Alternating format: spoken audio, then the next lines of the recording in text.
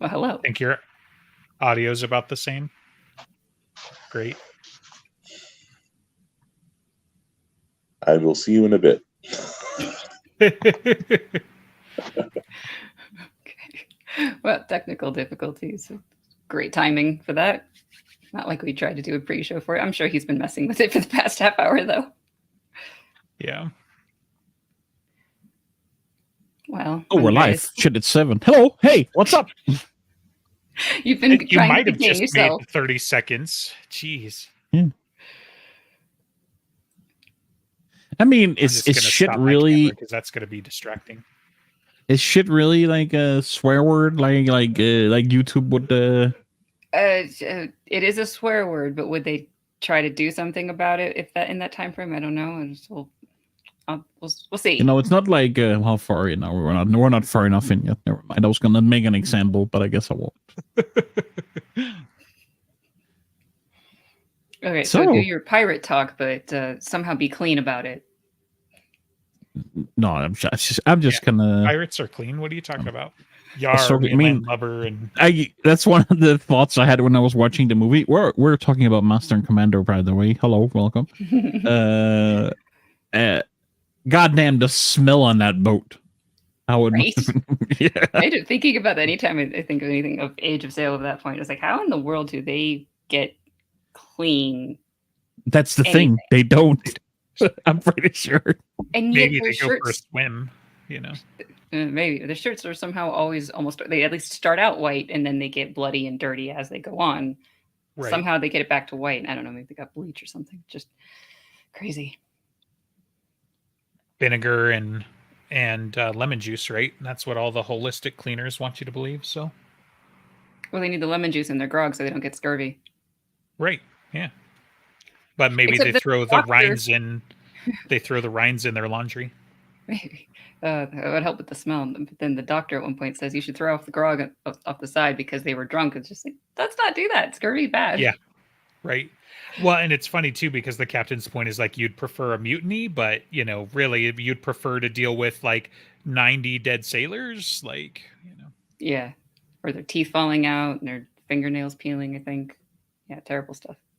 I think the grog is also like, it keeps up morale. Like It does. Yeah. And they had strict rations about it, from what I know. It's like it was diluted rum with or maybe it was gin at the time, eventually, with the very citrus and stuff. But it was diluted so that they couldn't be too drunk. And they had a certain amount of rations per day, so they couldn't like save up the rest and then get shit-faced on one day at one time. There was a side comment when they were, I think it's during the storm, where it's like, man, like, tighten it up good. We don't know what the grog is water enough as it is. Yeah, you don't need to tell me about it or some such like. Right. Yeah, that whole storm scene, by the way, was I had to pause it a couple of times. It was like really anxiety inducing. Yeah, it's intense. Just they get all of the free people to stand on one side of the ship so it's not tilting over too much to be able to fall. That's a crazy maneuver. And that's like they were even talking about he's going to break the ship in half and we'll all drown. Right. Just the way it was like almost swallowed by the waves, like visually when you saw like when they were like filming it from the outside. I was like, oh, you could barely see the ship. It was just like almost fully in water. I was like, oh, Right. Oh. That's the one where they lose the mast and the one guy, right? Yeah. Okay. Yeah, Man Overboard, where they have to. There's the call back to the list of two weevils. Right. Yeah. When they have to cut the rope. Yeah, I feel like I missed them all standing on one side of the deck and everything like that, but yeah, that's a cool. Well, they were detail. standing on the outside of the ship, leaning on ropes, trying to counter lean the other direction. Right. And that's why there was that awesome moment of Russell Crowe standing and just like leaning off to the side so much. I thought he was just trying to be badass there. Right, to be yeah. honest. Both. Right. Accomplished both. I wonder. That's that when that guy, the mizzenmast guy, died.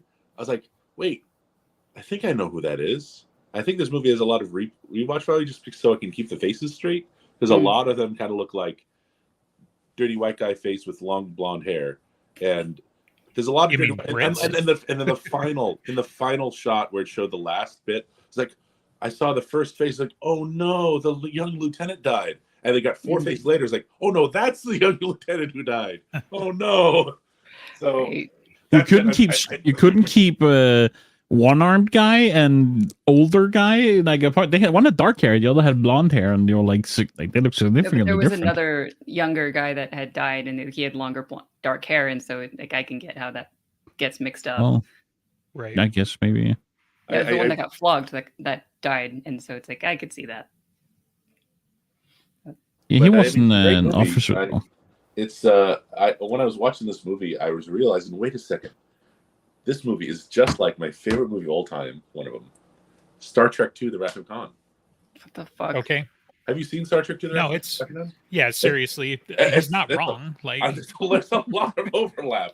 Like, yeah, like 80% of the plot points from Wrath of Khan that don't have to do with Kirk himself, like, are lifted presumably from the book that this is based on. Like going into a fog, starting the movie completely perplexed, whatever, completely defunct, and then being the underdog the whole time, be on the other side of the island, pretending to be worse off than you are. right. Yeah, that sort of stuff. There's probably just like a lot of overlap on tropes. Like I'd be curious, like when they were written, because I've fallen into that trap too, where it's like there's so much commonality here, like who ripped off who, like with one of the funnier ones to me is the Dresden Files TV show when they used the Skinwalker in like the first episode or whatever, and I'm like, you guys didn't even do it right. He hadn't even written that book yet. So, I was like all mad about it when I watched that episode. But it's funny that you mentioned Star Trek, because I just watched Star Trek 6 this week, and it starts out with them riding a wave from an explosion, and it's Sulu in the Excelsior, and they're getting their ass kicked because this giant wave hits the starboard side of the ship. And it's like, steer into the wave. And I'm all like yelling at the screen. And then Sulu's like, somebody steer us into the wave. And I'm like, why does he have to give that order? You should just fucking know that, Yeah. But it's funny because it's this dramatic thing. And I'm sitting here telling him like naval terms and whatever. Like, so. One thing about this movie, there's the sense of everyone having their job in their competency in their occupation. Yes. With everything, it is the whole thing in one environment, one ecosystem, and it's working together more or less with their own issues. The biggest part of that happens in the first, like easily the first 30 minutes, if not even faster than that, when they get their ship blown to hell. And he's like, just pull into a harbor and we'll cut a bunch of new beams. Excuse me. You're telling me that you've got the tools, the knowledge, the engineers, the shipwrights, all of this stuff to make all of these kinds of repairs. Like that was one of the first things that was like surprising to me from the movie, was like, wait a minute, like, not to mention the fact that it's a frigate, and they were like, oh man, we lost a chunk of the crew, but we've still got like 90 plus people around, or whatever the numbers were. But It I was was like, 197 souls when they opened, and then it was 9 dead, 27 wounded at the end of that. Right. Yeah, and it's just, I mean, and those 27 wounded, depending, some of them aren't going to make it either, but yeah, like those were two of the main things that I got out of the first 30 minutes, where it's like, hot damn, they've got like an engineering crew on there. I was like, maybe Star Trek's not that far off after all, where there's always tons of carpenters. They've got our own blacksmith. They've got goats and cows for all their cheeses and stuff. It's a whole city on a ship. And that's just a frigate. And no, we could be like super movie critic and say, you know what, it's a lot like the Galapagos that they visit, where it's its own little ecosystem, and they're all isolated from the rest of the world on an island in the ocean. Isn't it like, ooh? I feel it's a stretch. I see what you're going for, but it's a stretch. I will say, I think this movie, though it had a lot of very familiar tropes, and I love the ending, because I was like, oh great, another 20 minutes. Cut to credit. No. Oh yeah, I know. I was like, what the hell? And so I even messaged the director, and she's like, it's part of a book series. And I'm like, crap. Because they didn't make it the next movie. So yeah, there's like 20 books in the series, and then there's an unfinished 21st book that was untitled and everything. Yeah. And they had combined a couple of the different books of the series to make this movie in terms of the themes and the plot line and the battle and everything. But in 2021, it was announced that someone's working on a prequel based on the first book. Oh goodness. Yeah, I don't have high hopes for it just because like this one was great, and if they had kept up momentum and continued it in time, that would have been good. But Well, trying to capture it again, I think, is going to be hard, if not impossible. I What think did the way this would they- have had to be. Oh, go ahead. no, you're good. Go ahead, man. I was going to say the way this movie would have had to have been to be a success.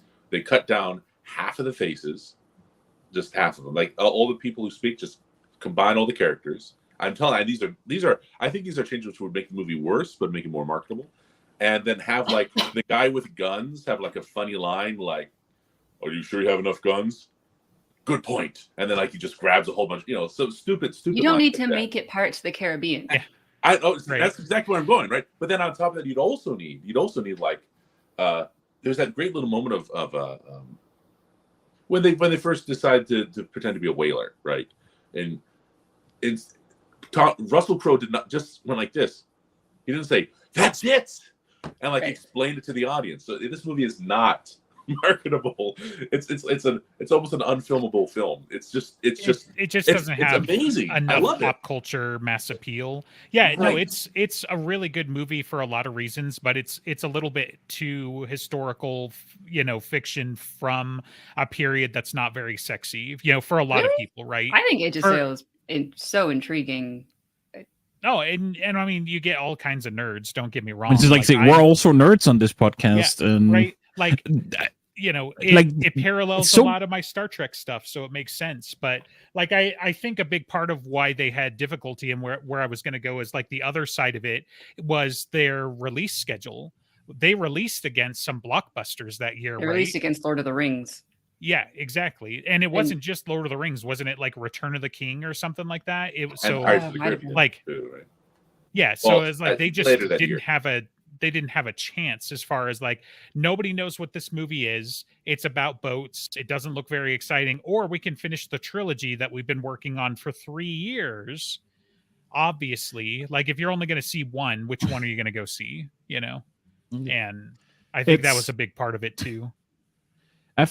I really thought the acting in this movie was like overall really good. I loved Paul Bettany's Bettany, Paul's character, and it's amazing to me that 2 years before this, A Knight's Tale, where he kills it. It's so funny, and it's like he fits the role perfectly.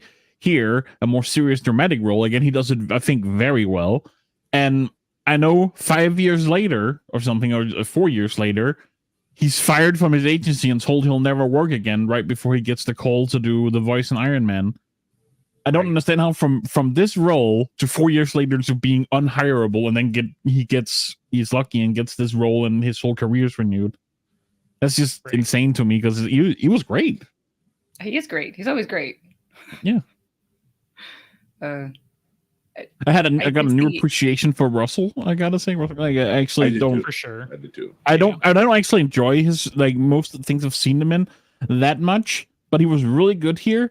I think like the movies that stand out to me where I actually was like I really liked Russell Crowe in this is this movie, Gladiator to an extent. Though I don't know. I don't know if I love him in it, but he's good. He's good in it. He's a good actor. He's one of my favorite parts. Like Gladiator, in my Yeah. opinion, like that's my favorite. Maybe it's just role because I of don't his, like the movie you know? that much, but he's actually Yeah. quite good in it. And then the one where he's like kind of it's Denzel Washington's in the movie as well. He's like a uncorruptible cop, American Gangster. That's what it's called. He's great in that movie. I haven't seen that one. Quite good. It's been a minute, so yeah. I'm just going through his thing, and yeah, there's like a ton of bit parts where it's like, almost like they cast him for his face or his star power or something, because it's like he's Jor-El, he's Zeus, but those aren't exactly like roles that it's like, oh He was yeah, actually we quite good know at him being as- being like kind of a comedic Zeus. right. No, Not and gonna it lie. was funny, but it was like, yeah, I mean, it could have been Russell Crowe, it could have been anybody, right? But like I haven't seen like a lot of his other stuff. Like I mean, we saw 310 to Yuma, right? So that one was recent for us, but I haven't Quite seen liked him Les in that. Miserables, and like just a lot I of these other, like, I don't know, are they dramatic roles? Like, just whatever. But didn't love him in Les Miserables, but I don't think that was his fault. yeah, This movie kind of feels a lot like a throwback. This movie could have been like an epic in the late 50s, early 60s or something. It's a very it's a little subtle. It's got the some very good personalities, and it's mostly, if the movie's about anything, it's about the friendship between the two main characters, which is, by the way, that I looked it up, and that happens to be their names are the name of the series. The name of the series Aubrey is Maturin. right, exactly. The name of those Right. characters, they're the heart of it, and so that back and forth between them, and trying to do it, trying to fulfill their promises and keep their friendship going. The little subtle touches make this really a movie that's very out of its time. And I say that it could have been made in the 50s and 60s, knowing full well the book wasn't even read until the late 60s. So even the Right. book, I think, was a throwback at the time. That was after Dune was written, right? That was Yeah. that was. Well, I mean, in terms of, I don't, I guess you can't get too far into sci-fi, but that's after The Lord of the Rings was a massive success. It was published years early, but it was a huge success in the 60s. It was after counterculture. This is counterculture, Right. and it's such a throwback. I think even then that its appeal is probably maybe just was much more viable in print than in film, much less 40 years later after a million blockbusters and the dominance of Right. that market. Yeah. I mean, I think it's important that, you highlight the relationship, but I think the other thing that's important to highlight is that it's got everybody's favorite pastime, which is beating the French. So just kidding. In the book, it's Americans, but which I think might have been a more interesting take too, but maybe they were worried that, they would lose the American audience by doing that, you Yeah. know. But I think, yeah, like certainly the history buff in me, I think would have, appreciated that, and reading through the trivia and stuff like that was really fun and interesting. But I also like the fact that it's like, even though you don't see them for hardly any of the screen time, like, you can count them in low minutes, like the crew of the French ship, and the captain especially, like, is very much sold as a very clever individual who, it's a plot point that their ship outclasses, the hero ship that we're following. I forget all the names, and they get shuffled from the book in history anyway. But it's a historical fiction based off of a battle, that got twisted for the movie. So it's just like, which of the names are we dealing with here? But anyway, yeah, so it's just super interesting that that's kind of how the movie ends, where it's like, oh, wait a minute, that bastard got one up on me again, so just kind of fun. Twice he's But done this to me now. There will not be a third. yeah, there will not be a third. Yeah. Yeah, And no. it's just interesting because they never really touch on it. He has no idea how they keep getting their ass kicked, but they Well, I mean, I do guess play possum. it's basically the fact that the Acheron can move so much faster because of the details of how it was built.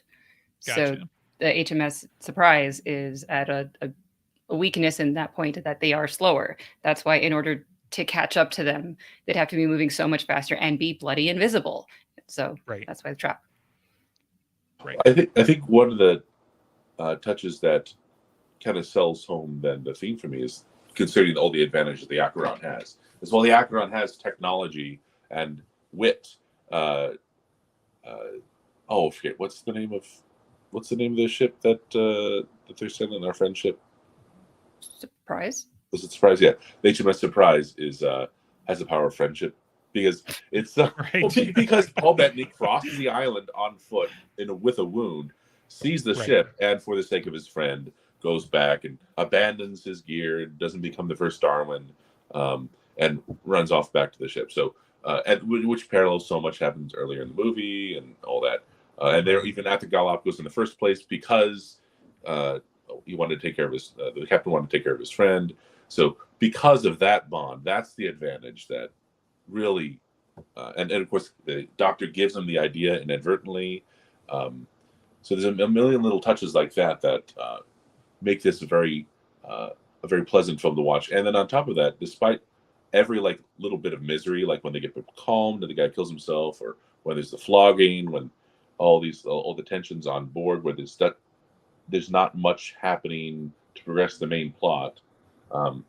It's still so well realized and so well self-contained that it's a smaller movie, I think, than it could have been in terms of scope or stakes. But that makes it so much more refreshing to me.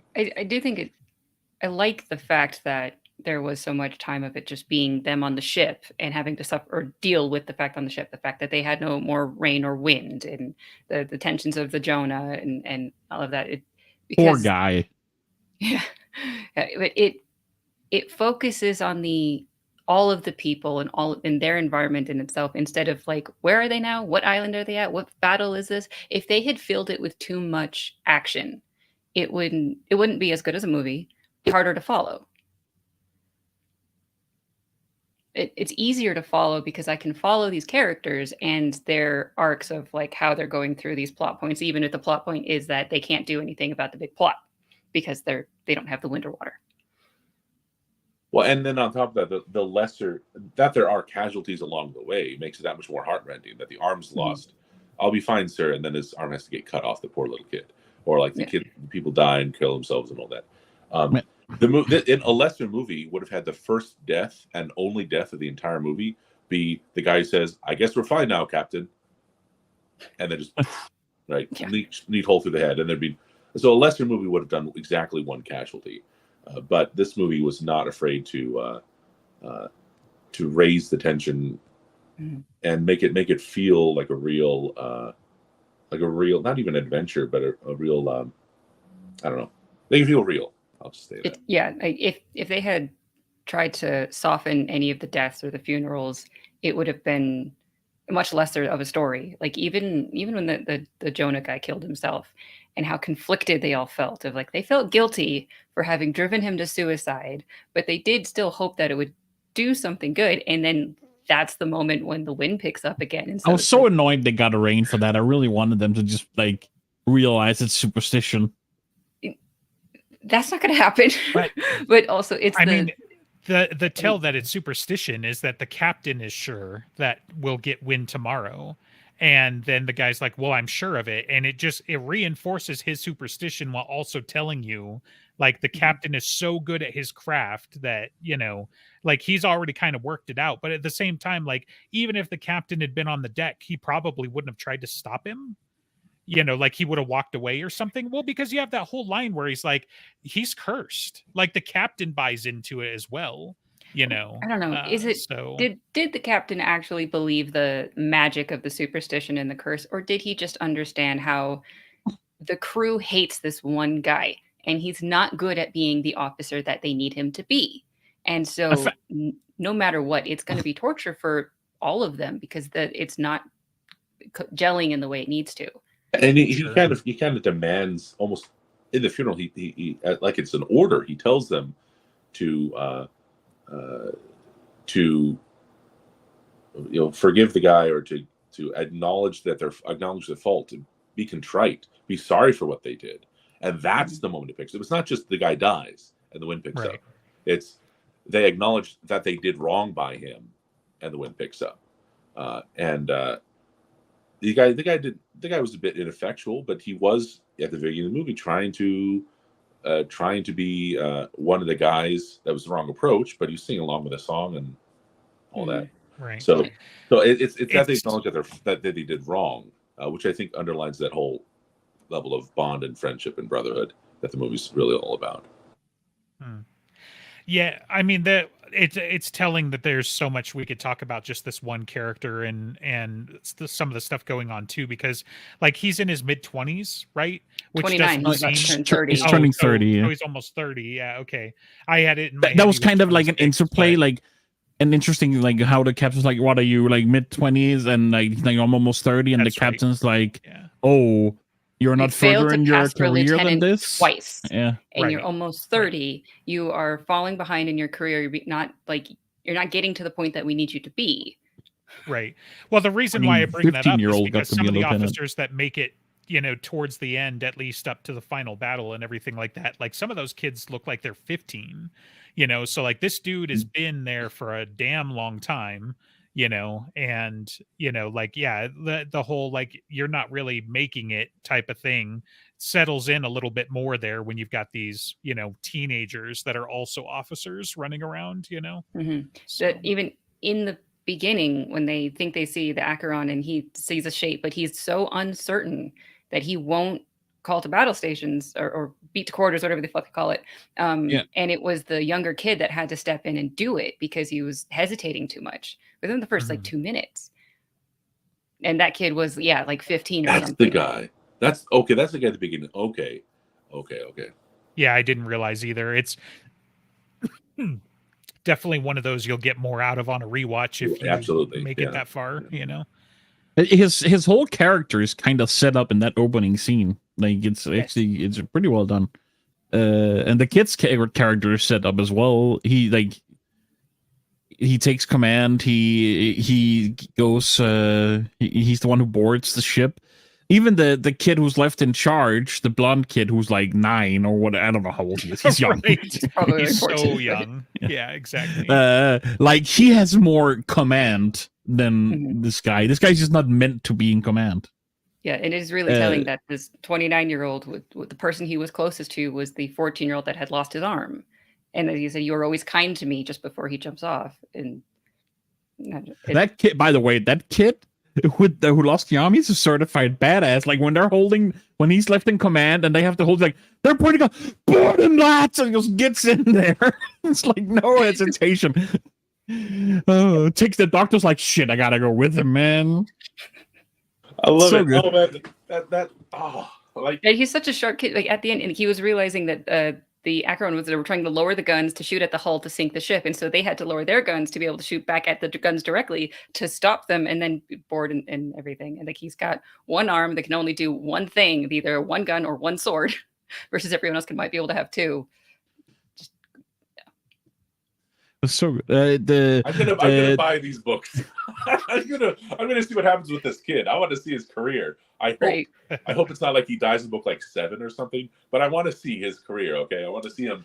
There's a lot of books good. at 20. Like, how long are they? Do we know? Like, I have no idea. I've never read any of them, but I've always thought maybe I should. I mean, I'm like, even though it's kind of a cognitive dissonance kind of thing here, because I love the Dresden Files, but I'm thinking 20-book series, it can't be good. It must get watered down. Yeah, you can buy them in physical for like $200 off of Amazon, apparently. So I'm right next. Right, I happen to be out of town, so I'm near. I guess I can say I'm in Portland. There's a great bookstore here called Powell's, and so I will absolutely stop by Powell's and see how many of these I can get for cheap.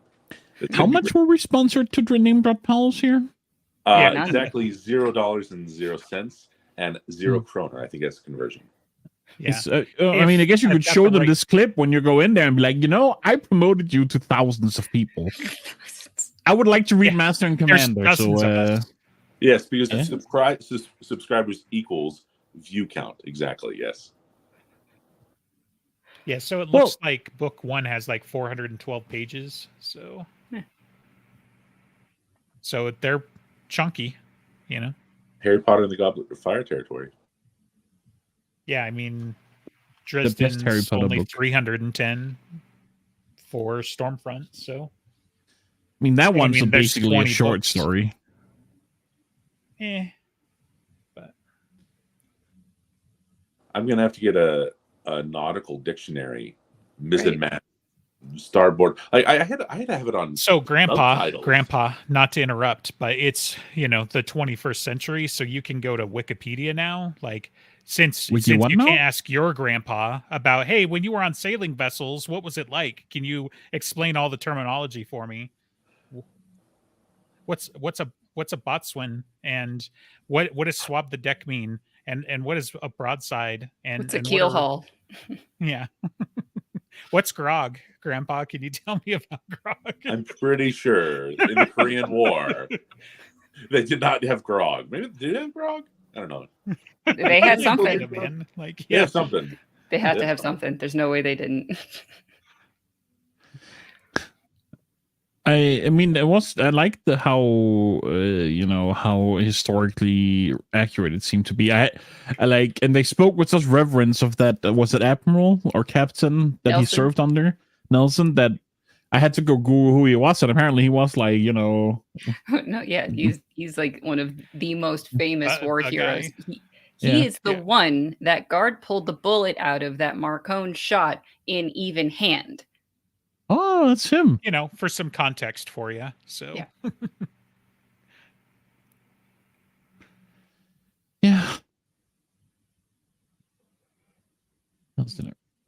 I was going to say, Justin. Yes, I know there's such a thing as Wikipedia regarding the book of naval terminology, but then I don't get to own a book of naval terminology.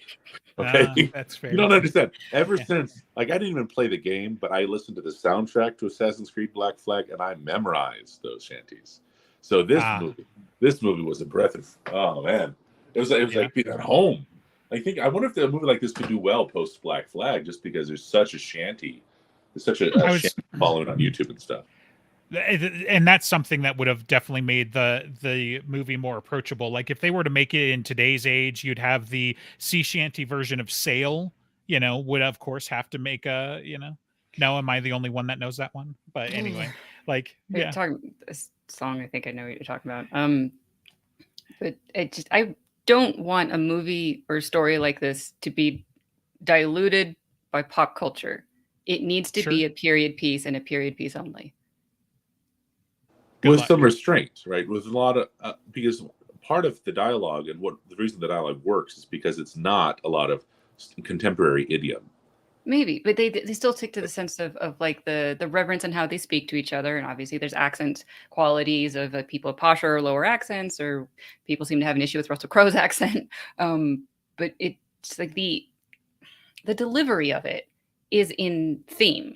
A story like this cannot be treated the way like Bridgerton is, which is a period piece, but then it has pop songs in it. That's not the same treatment, right? Because this story is not Pirates of the Caribbean. And that's not saying anything against Bridgerton, as I understand you. That's just right, yeah. Because that's the premise of Bridgerton. The premise of this is true hardcore period piece. Yeah, and so we're watching Queen Charlotte, so I actually have context for this, but yeah. Well, because what I was going to say is like I think, especially with this crowd, as much as you want to be pure to the books and everything like that, if they put this through the Knight's Tale filter, I think it would do fantastic.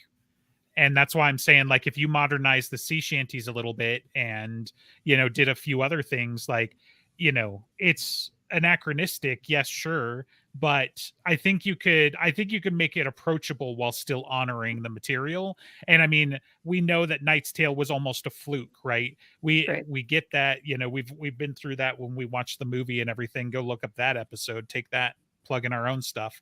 But, like, that's the thing. Like, Master and Commander is like, I mean, it's great, but it's such a niche thing. Like, you have to be in historical fiction.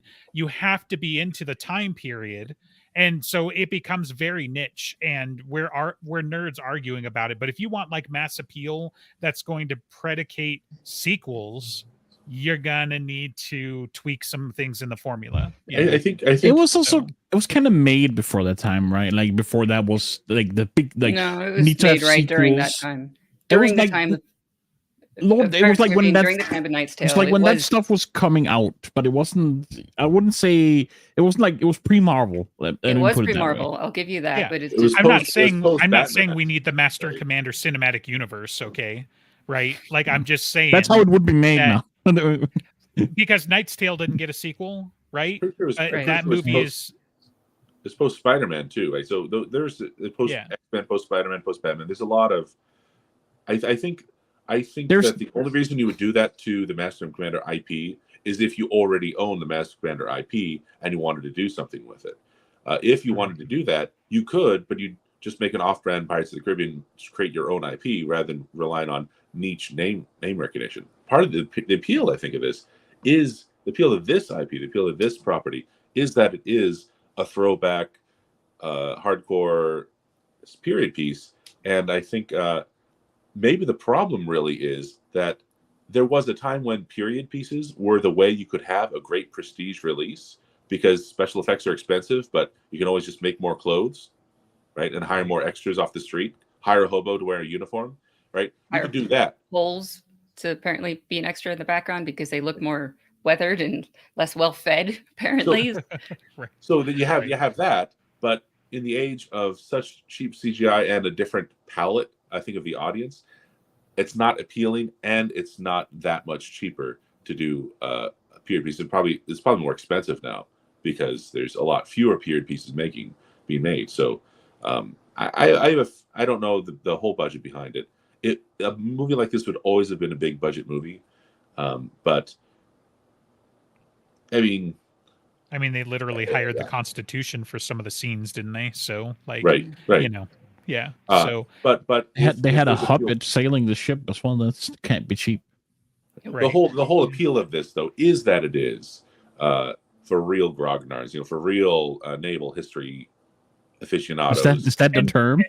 I get that. I'm just saying, if you want to get anywhere near the 20 books in the current climate, it's not going to emerge unscathed, right? Like, that's all I'm saying. Like, Lord of the Rings is one of those kind of like epic, timeless, whatever. And even still, it's been 20 years and you got nerds arguing about how sexy they made the battles. And that's not my, that's you. You're the representative of that problem right now, right? It just makes sense to focus on that rather than, let's do the Lord of the Rings from Gandalf's perspective, and you still don't get to know the story because he's just running around doing secret wizard shit. And we're like, that's cool, and anybody who loves the books is going to love that, but you got to realize that's a niche perspective, especially for mass appeal today.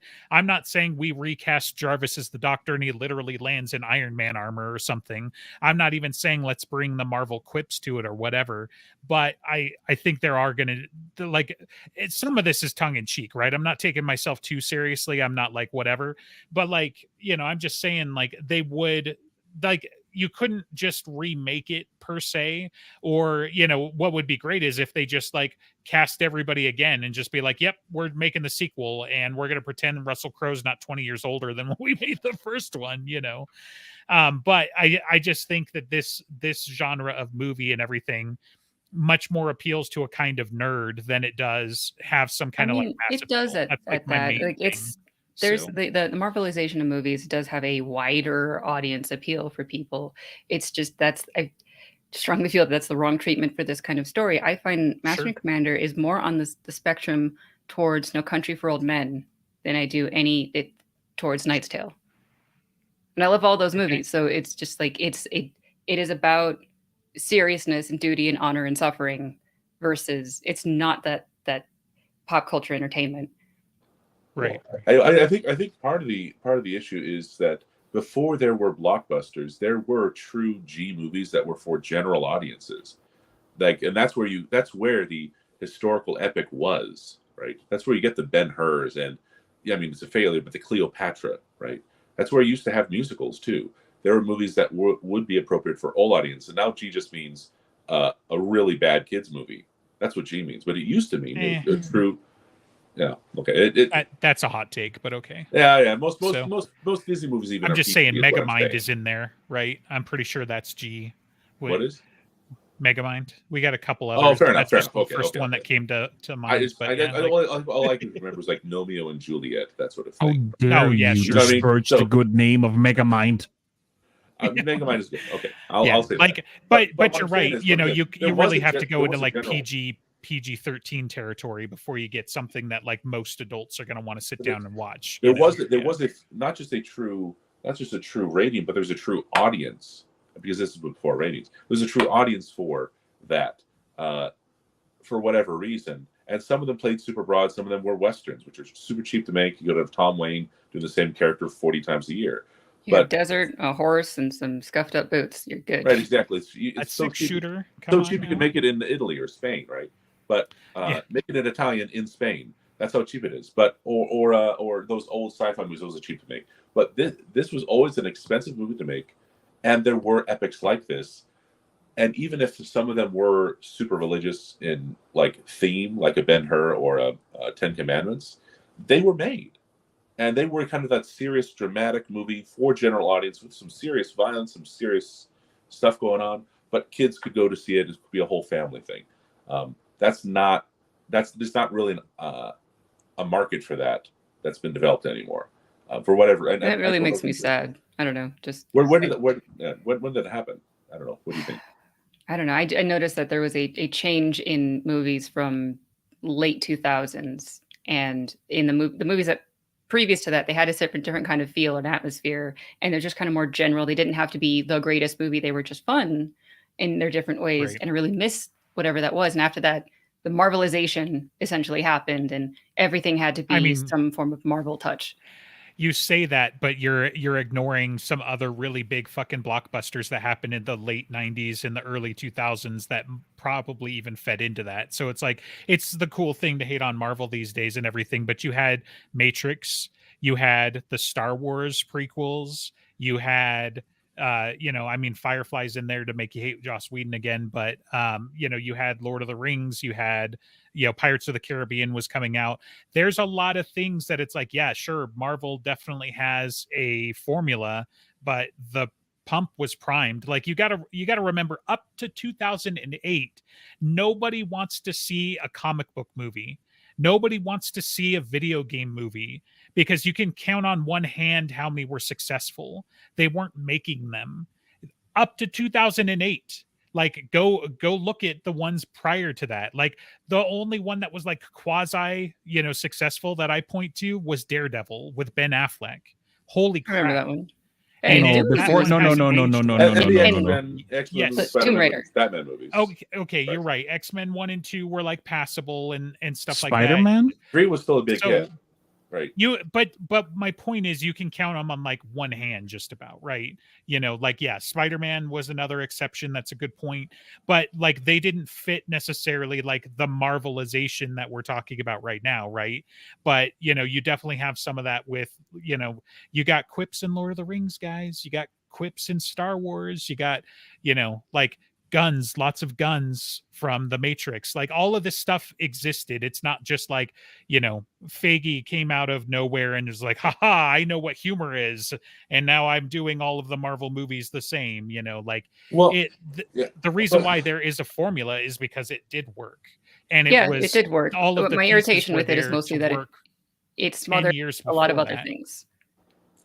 But we're talking more than a decade after all of that was done anyway. If you're going to talk about, well, in the 90s it was different, then you got to acknowledge the fact that between the 90s and 2008 there are a dozen other IPs that didn't fit that theme, right? That's what I'm saying. It's not, Marvel didn't just show up and there was desert and they just decided to make paradise or something. Like there were other things in place. So and okay, how about this then? Let's get it concrete. Where did Master Commander fail in terms of maybe popular appeal or execution, where something like Titanic was primed to succeed? Because I think there's a difference there where Titanic had its. I mean, I can't answer that question. It's not. It had a lot of different elements to appeal to a lot of different audiences. Everyone had something to like in that movie, whereas Master Commander was very focused. It had one thing. The biggest difference is that there's no romance in Master and Commander. There are no women. There is no love interest. So there is no appeal to the majority of women audiences. Right. For sure. Right. And it looked like the writers were talking about adding in a love interest, and I'm so glad that they didn't, because that is not this story. No. Right. No. But okay, how about this? Saving Private Ryan. I'm just looking at top grossing movies in the 90s. 98, Saving Private Ryan. World War II. The thing there is, at least World War II feels like it's accessible. Napoleonic Wars, some schools don't even cover that in history class. You get French Revolution, then you kind of skip. But so who cares about Napoleonic Age of Sail? Right. Or even which is weird because that was like peak Age of Sail, in a lot of ways, like. But it's still Age of Sail rather than something with broad interest. Yeah, World War II. I mean, obviously the impact is more recent. It was more worldly. There's like in general, war movies make a lot of money war movies have a gigantic audience. They always have. Another one, Apollo 13. Obviously, you got space. Did that do that well? That's one of the top grossing movies in the 90s. It says. I don't actually think I've Okay. seen that one, so I can't. Uh, Well, Let's see yeah, I here. mean, Tom Hanks carried that one, I think. So Dances with Wolves from 1990. You can root for the Indian, yeah, right? that's a whole other decade. It's a but whole other. Dances it's with not- it's Dances not- with Wolves had sex appeal, That's though. right. I'm going to tell you that Oh, because, that's true. like, Kevin no, Costner. I mean seriously, because like that was like one of my mom's favorite movies, and I was like, what the Oh, hell? I don't. And I think it's that's just not- straight like. So You're I not- grew you up know on about your mom. yeah, Bobby no, Miller I is so wrong. like I had I'm learning something about myself here. So let me finish this. All right. So like I now that I'm thinking about it, it's like the reason why I know so many Kevin Costner movies is probably because of mom. Whereas like obviously we had like Terminator and everything on dad's side. So Terminator, Predator, all of those types of movies from the same era. But yeah, like Robin Hood, Prince of Thieves, was that the one, right? That he was in, Yeah. and just all of that stuff. And it's like those are also some of my favorite movies. Like Dances with Wolves is great, but it's not one of my favorites. But like there's really good stuff to come out of that. But yeah, I was like, hold on, wait a minute. like that was probably her fault. But yeah.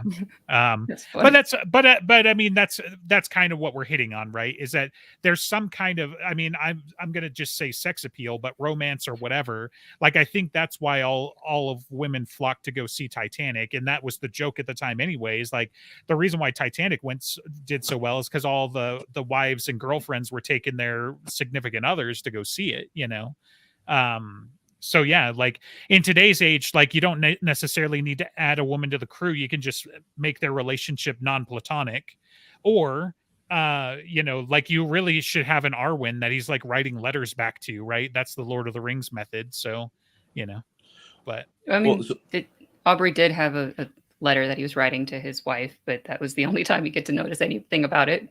right, yeah. So I did just look up now the top grossing movies from the 2000s, and Sure. I've tried to find anything that's like a historical epic. The closest thing I can find is maybe like, I mean, the Da Vinci Code is not historical, but it's got No. little, right? You know what I mean? Or it's the Yeah. Lord of the Rings is not historical. The only Correct. thing that's close, I mean, that kind you of, can you but- can even get close to considering truly historical, because the Pirates of the Caribbean movies are not historical. They're just Right. right. They're comic books on comic book pirates.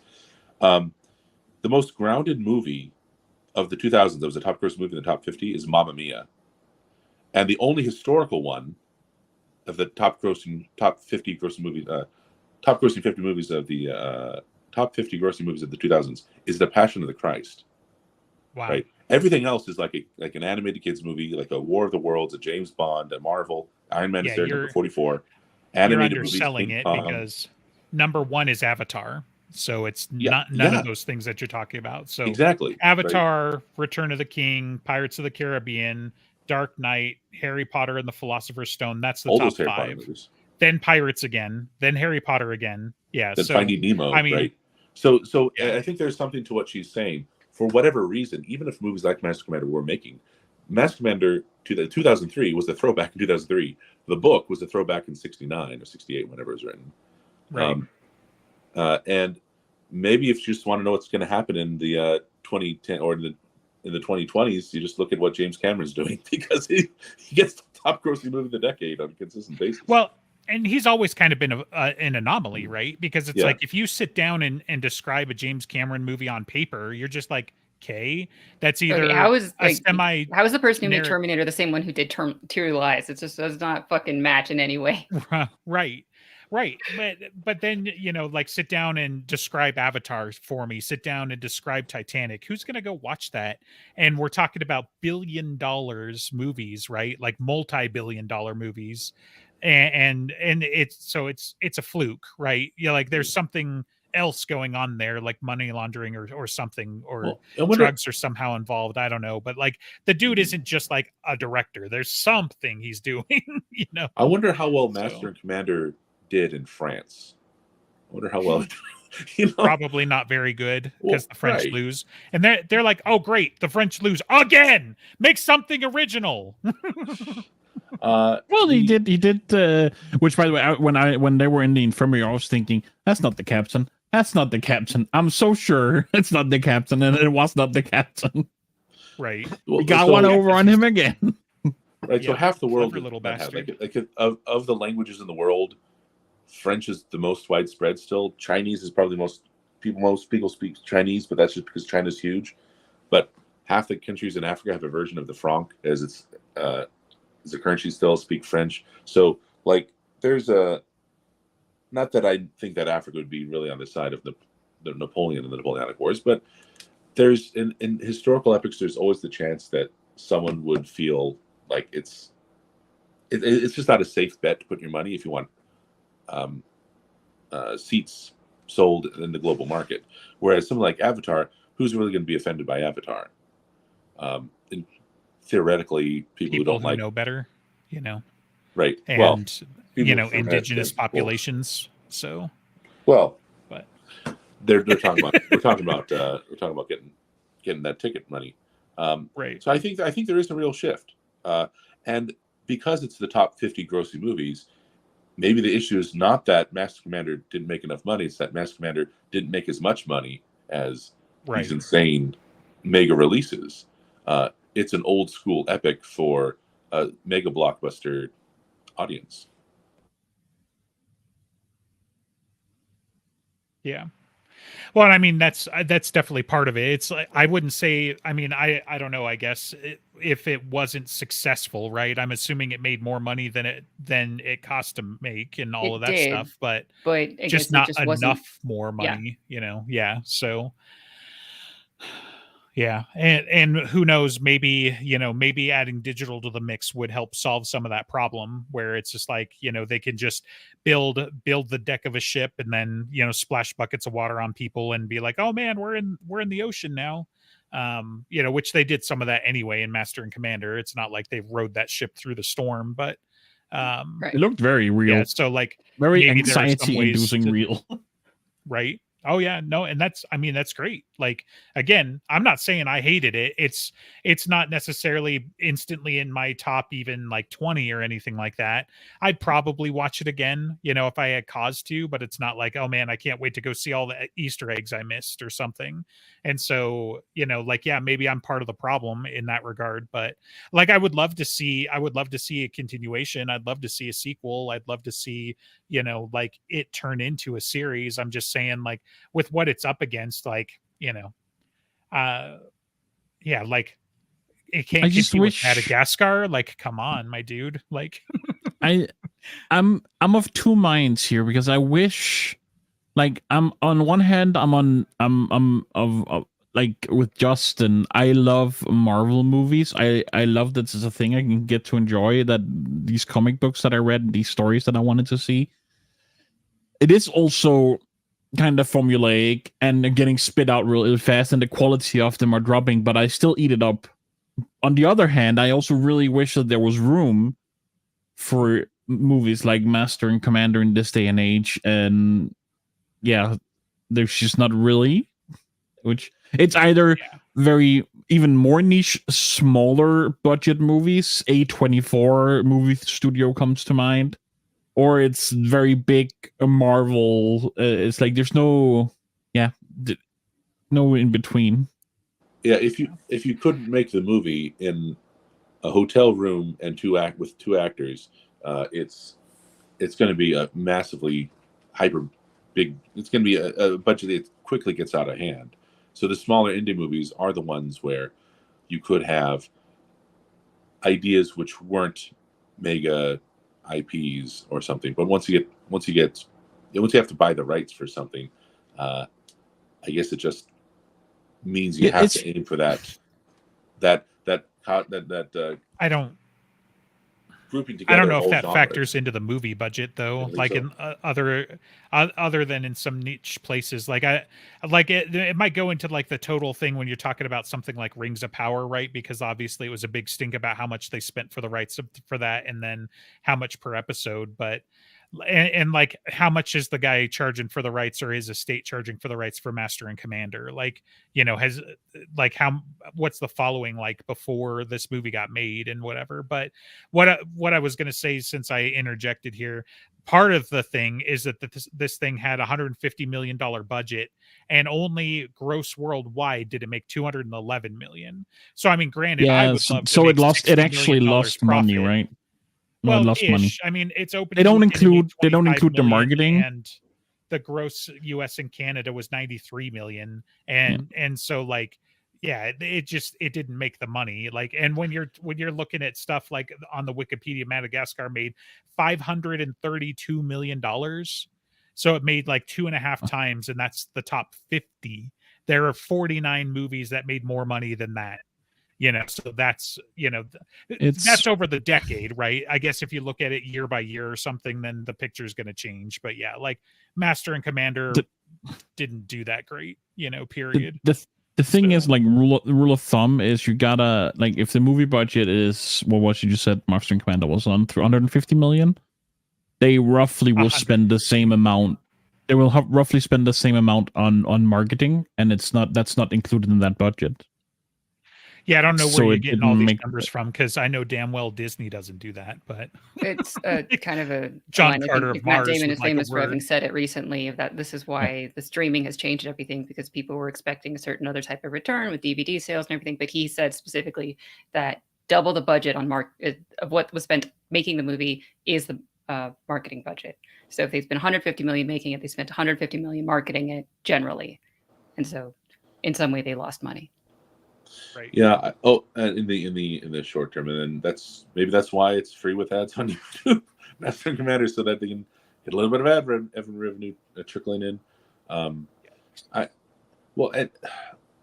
so much more love to see something with this kind of sense of place and purpose and restraint and subtlety, and I don't want to see a movie. I know it's got 90% on the tomato, but I don't want to see a movie about the making of the BlackBerry.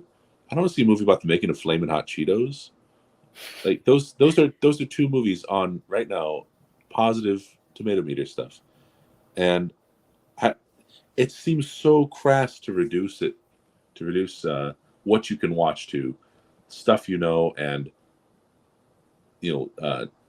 doing well in the commercial economy. They just great. Yeah. Well, so newsflash for you, dude. We're not making movies. Executives sign off on making the movies. Yeah, so there's the unfortunate feedback effect of you're either willing to lose money, which people are generally not, and you will lose the ability to lose money eventually when you run out, or you're doing something that's going to make money. So if people were making the Marvel movies to get the budgets to feed into the other things that they know might lose money but might be really worth it artistically or something, to just sound horrible for a moment, I mean, if I'm still getting the stuff that I want, even if it's not making money, I'll be happy. And the push for all of the even bigger blockbusters, and oh my God, this thing's going to have even a bigger dollar amount or on the opening weekend, is just like, it's stifling the other types of things I want to see, which is the more serious movies like this. Which is why I keep going to go see Star Wars and Marvel and Star Trek movies, because I know that's how it works and I want them to make more of them.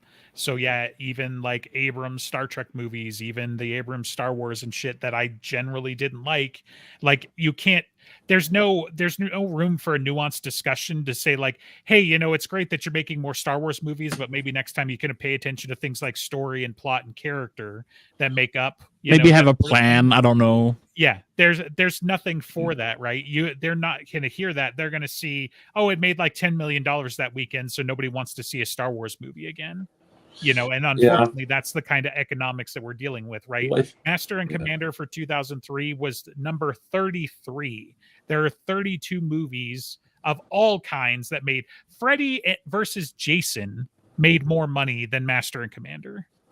That is not a message that an executive is going to understand, right? And like that's the only thing. Like, we completely derailed and hijacked this into a macronomics kind of discussion, but like, yeah, there's no chance like that. That it was getting. I would say there are some movies like this have been made more money, but they're pretty rare. Like the next one that comes to mind in this seriousness type of feel was The Northman.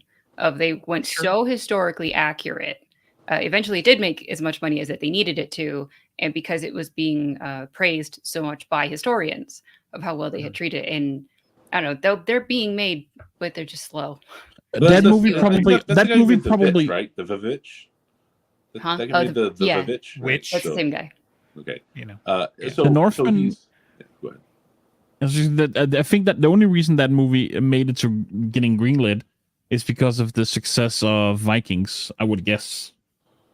I don't know. I mean, there's something of that because there's something of that pop culture appeal. Vikings became very, very appealing in the past 15-ish years. I don't know really what I started paying How attention to Train Your to. Dragon and all that. Yeah. Yeah, there's all sorts of the video games, Skyrim, blah blah blah. But Right. so Roger Eggers, right, of the Vitch, he had done other very historically restrained movies. That was a very good example of something that he took so seriously in terms of exact dialogue being taken out of letters that was written at the time about that subject. It's like that's the kind of thing that he's doing, and that one was a huge success, I'm pretty sure, and so that gives him more leverage for being able to do another risky thing of Northman. I wonder if knowing that name recognition is what really drives the reason to have all these movies that are based on IP. I wonder if part of the reason movies like Master Commander won't succeed or generally don't succeed as to expectations is there isn't that familiarity with the time period or interest in it. There's a lack of teaching of history, and most of what people know and love and appreciate is all very contemporary. And so we end up with either familiar IPs or that sort of thing. So if we want a Master and Commander sequel or a Master and Commander series, or if we want things of that nuance and subtlety and such to Then be you made, have maybe to revamp the U.S. education system. Yes. Yeah. Completely revamp it. Says the Okay. teacher. Then, Not that I disagree, but Not, yeah, I I don't mean, think it would. I but think you're it- talking about a generational approach, my dude. Like that's I know. even if I you mean, started we're living today- in stupid times because we've got stupid. I mean, I think yeah. you kind of hit the nail on the head as to why World War II movies are more popular, because that is way more taught in even here, because it's more relevant to us. It happened more recently.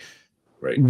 Right. The West won, and so this is ingrained in school, and then people want to see movies about it. Whereas the era of Master and Commander, I mean, it's not taught here. It's barely taught in the U.S. schools, really. So I don't If at all. disagree, but I guess one of my questions towards this to shape that just a little bit is, do you think that if they made a movie about Nelson rather than whoever the F this guy is on the HMS Surprise, do you think that movie would do better or not? Because I think you're in a niche of a niche is part of what I'm saying. Not only are we talking about 18th century Age of Sail, we're talking about a frigate that nobody's ever heard of because it's made up, fighting a battle around the Galapagos that we barely remember from science class, or do you think it would be better if we taught not taught, but if we showed the battle, if we did Trafalgar or something like that was okay, maybe I've heard that name at least, because I hesitate to bring it up because I think it's a movie that I like a lot more than a ton of other people. But The Patriot comes to mind, and I'm not going to sit here and say that The Patriot was successful, but that's I about think it the was. Revolutionary War, right? They're not talking about the Battle of who gives a shit out in the southwestern of Massachusetts or whatever. They're talking about the battles of the Revolutionary War. So if we did something where it was we've got the big names, from history anyway, we've got dozens of ships, but we're on, the capital ship or whatever, we're on the flagship, would that have more mass appeal? And I think the answer there is Probably. Yes, in my opinion. He has So a column I named think we after could him, make right? these kinds of movies, but again, this And- story is kind of niche of a niche. The biggest movies this year. There's a Spider-Verse sequel. There's Barbie, and there's Oppenheimer. Those are the Sure. biggest movies, and I think that's kind of where we are with movies. And Oppenheimer looks like I a was great gonna movie. you're gonna sit Right? there and Oppenheimer's good that it's doing well. If I that's thought Oppenheimer would be a movie for you. It's not black and white, Probably. I guess, but I thought it Well, would it's probably it's be. it's got Cillian Murphy, it's Christopher Nolan. Killian. It's a mid-career Christopher Nolan movie because it took him years to get to that point where something like this he Yeah. could make. I mean, he did 1917 also, right? I got bad news don't- for you, my dude. I don't think that was him. Who did that? He did Dunkirk. That's who it did. Dunkirk. Okay, so another World War II. Yeah, Okay, who did 1917? Oppenheimer out. Sam Mendes is the director Sam Mendes. of Okay. 1970. Oh, good for Sam Mendes. Well, so he did Dunkirk and this. He wanted Yeah. to do something called 1907. That's probably where I got that in my head about the San Francisco earthquake. But I think that's just in development hell. So he's built up to being able to do that sort of thing. He's got the clout. Oh, He's yeah. got the name recognition. He's got the connections. He's got the artistic success. So Yeah, I mean that's also what what's Oppenheimer's the not out French. till next month though. right, So, but it's still, I'm just saying, It's Sounds going to like be those one are of the- the biggest ones of this year. Yeah, totally. probably. yeah, well, I but mean who we'll went to see, go but see like Even currently Lincoln, right? Super Mario Brothers is on top by like half Oh. again. Fair Number enough. 2 is Guardians of the Galaxy. Okay. Then you got Fast 10. Oh, I got trying to be Ant-Man optimistic and the here, Wasp. Justin. Stop looking stuff up. I know, right? How dare I bring facts to the to the discussion? I know. Well, because Bobby's I not was out like, yet either, I got though. bad news for you. You got to get down pretty low before, like I mean. So let's see. We got video game movie, superhero movie, whatever the hell Fast X is. No, I know what It's the about IP family, is. okay? But yeah, is that a family movie? Another superhero movie. John Wick are the might as movies well for be a superhero movie. Then we got Little Mermaid. Then we got Spider-Man Across the Spider-Verse. That's number 7, and Man. it's got like what, a sixth, something like a sixth of the Mario return. Like that's wild. Mario made a fuck ton of money apparently. I'm looking Dungeons for and the Dragons Zelda is number movie that has 9. no story. That was a great Then you movie. can get Scream and Evil Dead Rise, which I'm actually surprised horror movies are that high up on the list, if anything. So It's so weird that Cocaine Evil Dead is a Bear mega at number franchise now. 16. You gotta make more than $87 million, guys, because if you lose out to Cocaine Bear, what are you even doing? So but yeah, sorry, but If you want, like, that's, movies I could recommend that's way more, at least in terms of pacing and taking its time, which I feel like Master and Commander does very well. I think Jordan Peele's movies are very good, and they're getting made at least. But they have great pacing. I like they- Usually A24 though, so he's already smaller studio. yeah, A24 has some. I haven't seen that many of them. They have a very like niche kind of thing going, right? But very popular, from what I understand. Yeah, I mean a lot of their movies have been successful and so good for them, but it's like something like Master and Commander has to be made on one of the big studios because of how expensive all of that is. So Yeah. like it's just not quite in the same weight class in terms of It trying might to lend compare itself them. better to being a TV show in Maybe. this day and age. yeah, I mean, And they're also getting canceled all over the place too. right. Yeah. Like I almost feel like it feels like it's getting to the point where it's just like it's a passion project, right? It's not going to make the big return that you'd want to see from something, but if you found like a director in a studio who had the vision, they What you they need could is make someone it, like you know? let's see if I butcher his name, Denis Villeneuve for the Dune movies. Yeah. I mean, Well, I was thinking about that, like And how film of the he year, built Arrival, that to get to make Dune, right? Mhm. From the Because it century. will require such a huge budget. Yeah, but he made Arrival, he did Blade Runner 2049, and then he's done tons and tons of things to build up to the opportunity for Dune. yeah. And yeah, Which I'm so glad that he did, because Dune 1, like part 1 was fantastic, and I'm very much looking forward to it. I mean, I only read Dune back a few years ago. Like I'm familiar, it's out there, right? And that sort of thing. It was one of my dad's favorite books, like, top, if not top 3 easily, but yeah, like definitely looking forward to it and whatnot. But like reading Dune, it was so obvious that it was like, oh shit, this is what we needed post Game of Thrones. This is absolutely, like, again, another one of those things where you had an IP that kind of like reshaped a genre of stories and that sort of thing. And so I was like, oh great, you're salty about Game of Thrones, go read Dune, go watch Dune, go, because it's got the same energy without the incest and child rape and all of those other things. So well, like things get weird later, but at least the first book, it's mostly maybe there's more similarity here with Master Commander than I would have thought, because you just talk the way here you talk about Dune, and of course we talk about Lord of the Rings. We're in the middle of that watch through read through. Maybe what I just half of what I want is just a well realized movie, well executed, well realized movie that respects its audience, right? Sure. And I think Having most people what they want is, it makes me ignore the problems in my life for the runtime. Because I will say this though, I would rather watch Master Commander, hang out with you guys for an hour 20 minutes than watch even the Super Mario Brothers movie. As fun as that looks, I'd rather I don't know. If you don't have Peaches stuck in your head for 2 weeks, are you even alive right now? So people were talking about that, so I looked up the music videos. That's it. Yeah, it's just dumb and hilarious. It's fine. geared It's for fine. children. It's geared for children, my dude. So yeah, I know I think, nothing about the like, movie. as much as I wasn't excited for Chris Pratt and all of that stuff, that's probably like the worst part of the movie, is that they just didn't honor the like the casting and that sort of thing. But it's better than you're gonna expect, which is why it's making a killing, and just whatever. But I otherwise agree with you, right? I want a tight story. I want them to like set something up and have that pay off one way or another, whether it's world building or foreshadowing or whatever the case may be. If we're going to be on a ship, I want professionals. I'm tired of like Chris Pine showing up and like shooting a guy from the hip and then throwing a beer at another guy, and then they like headbutt and guzzle it like bros or some shit, right?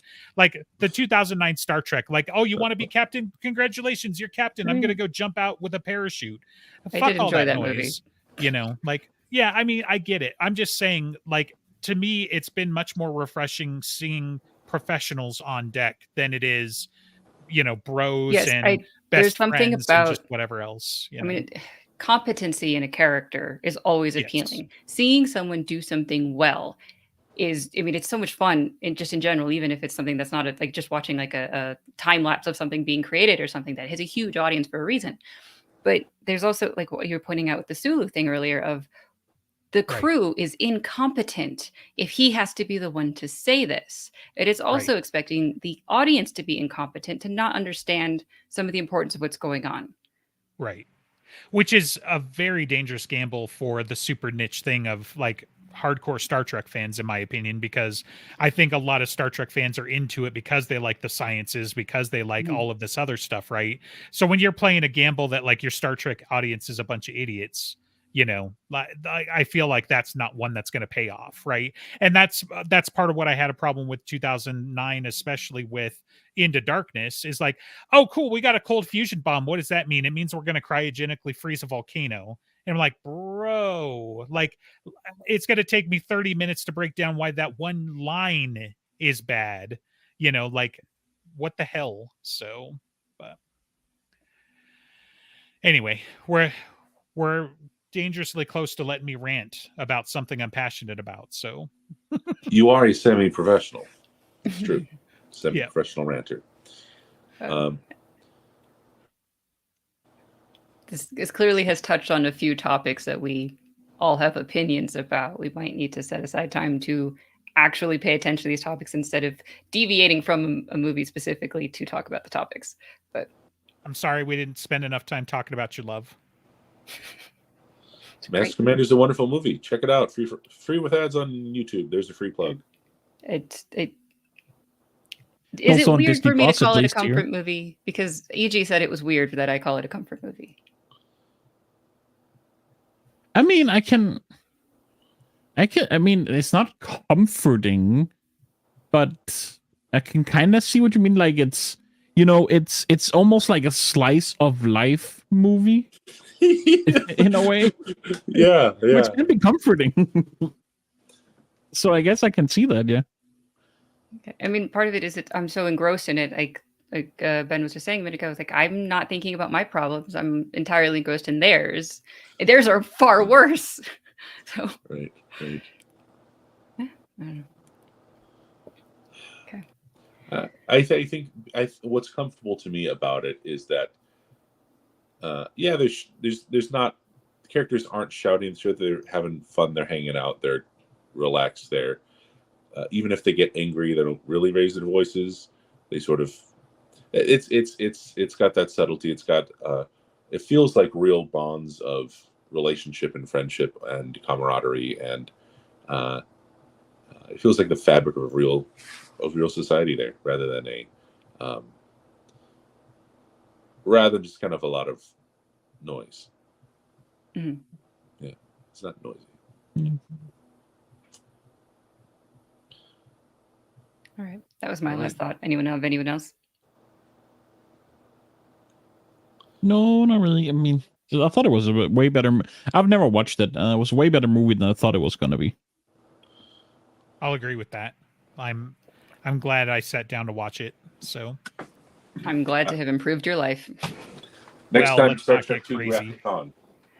yes, I know, right? Like, God. So you're gonna sit there and tell me you like the 2009 movie? Did you watch Into Darkness? But me? I Yes. think so. Once. But Didn't like you it didn't as just much. turn around and watch the better movie that it was based off of? I don't think so. Yeah.